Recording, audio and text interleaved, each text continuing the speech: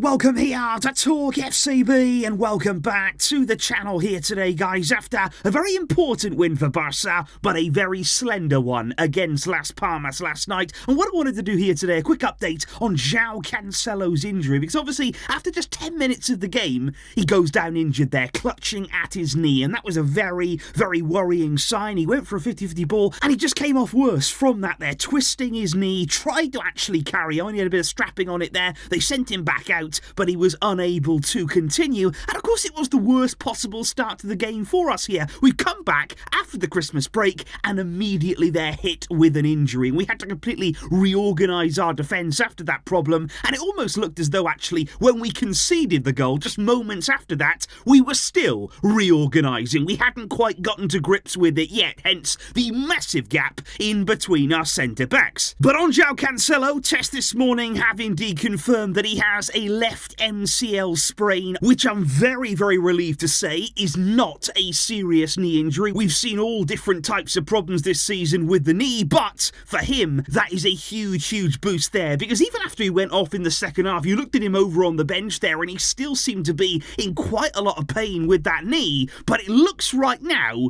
as though he's going to be back in a matter of weeks and not in a matter of months there. He looks almost certain, absolutely ruled out of the Super Cup, of course, that's coming up next week, and apparently they're around 2 to 3 weeks we're looking at right now for Cancelo. That could be the timeline that we're facing. He may return towards the end of this month, maybe at home against Villarreal, maybe away against Osasuna, but Cancelo there, luckily it's not going to be a big problem. And of course the big question now for Xavi is going to be, well, how are we going to set up our defence without Cancelo? He has been such a regular fixture throughout the season so far. We've seen him at right back, we've seen him at left back as well, and the big question now would be, are we going to see the re-emergence of back with Alejandro Balde, Araujo, Christensen and Koundé there lining up across our back line? That's of course something that we saw work so well last season. It was so well organised, it was so well structured, our defence. Are we going to see that again? And could that come at a good time for Barca to just get back to basics there and to just tighten things up in our defensive area? But of course we are hoping that Cancelo can make a swift return to the team. I don't know if you guys saw this there, his reaction to the winning goal last night. It was typical Cancelo. Even despite all the pain that he was in, he could barely walk,